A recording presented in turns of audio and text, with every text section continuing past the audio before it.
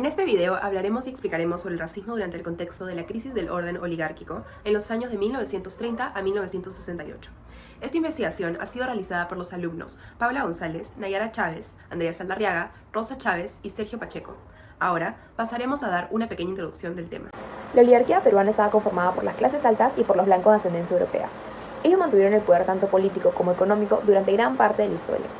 Esta época se destaca bastante el racismo que existía. Este racismo se basaba en la idea de blanqueamiento de la sociedad.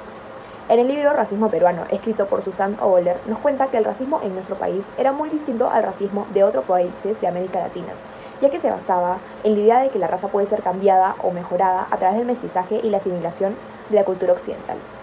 Esta idea llevó a la exclusión e imaginación de los pueblos indígenas y afrodescendientes, pues se consideraba que no tenían la capacidad para adaptarse a la cultura dominante. Asimismo, el racismo se manifestó en diferentes aspectos como en la política o incluso la cultura popular.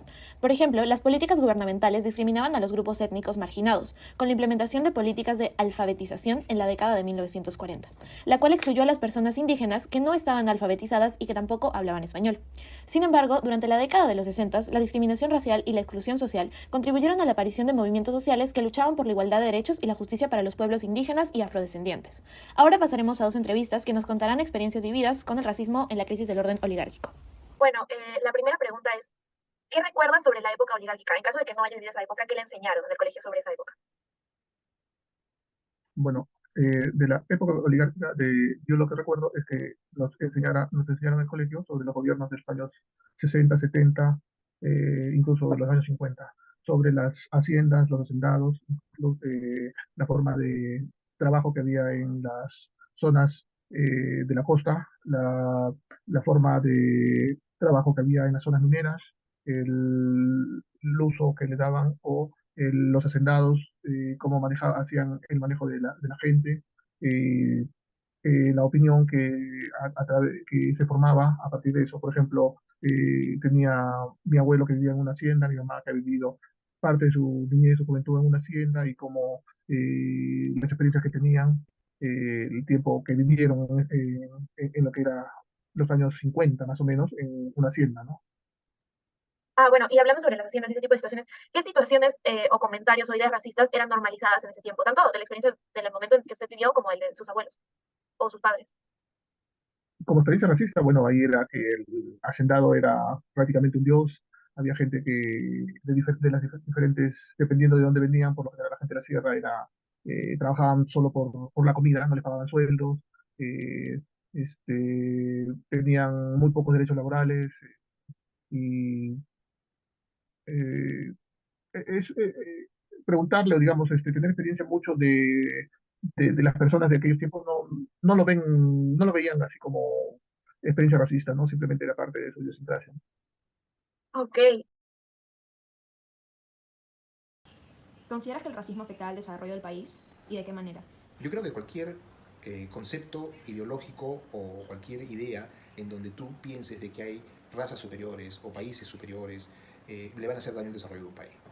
El ser racista, el ser xenófobo, el ser no inclusivo, efectivamente, afectan al país en el desarrollo, porque los países, como todos los grupos de personas, se deben regir por la meritocracia. No importa el color o la nacionalidad de donde provengas, sino lo que importa es tus méritos y tus cualidades personales. Si tú en un país o en cualquier organización vas a establecer una preferencia en razón del color o del origen racial, tú no vas a premiar al que más sabe o al que es más capaz, sino vas a premiar prejuiciosamente simplemente a quien proviene de un grupo social, de un país o que tiene una característica racial determinada. Y evidentemente lo que importa no es eso, sino lo que importa es la capacidad de la persona, ¿no?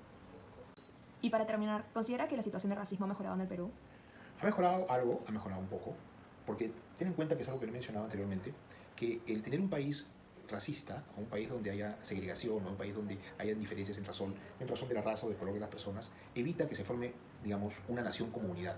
Las naciones se caracterizan por ser una unidad. Ya este problema del racismo nos cobró una factura durante la época de la guerra con Chile, que es previo a la República Aristocrática, ¿no?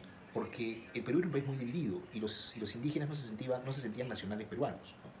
En esas épocas, estamos hablando de 1800. Posteriormente este problema se extiende y posterior a los años 60, que es donde acaba la República Aristocrática, de alguna manera esta división, esta situación de racismo genera una serie de movimientos sociales que presentan al Perú como un país partido, como un país dividido, ¿no? Lo partido y lo dividido que está el país. ¿El país ha avanzado en cuanto a inclusión y a considerarse como una unidad, como un Estado unitario? Sí, se ha avanzado. De hecho, hoy, en el año 2023, tenemos un país mucho más integrado que lo que había en el año 60, no hay ninguna duda. ¿Pero es suficiente? La respuesta es no.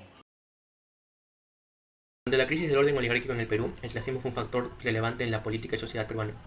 A medida de que las élites políticas y económicas perdían su poder y se producían cambios en la estructura social, las tensiones raciales aumentaron y se volvieron cada vez más evidentes.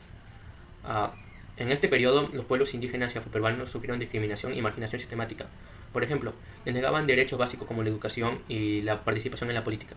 Decir, una clara división entre blancos y negros, pero no solo por eso, sino también por lo étnico, el género, la religión, el acento, incluyendo pensamientos de superioridad hacia indios y afroperuanos, que esto provenía desde Europa, provocando todo esto movimientos sociales con el objetivo de poder acabar con esta marginación por teorías biológicas de la raza o color de piel, pero sin embargo, a pesar de todos estos intentos, no se pudo terminar por completo con el racismo.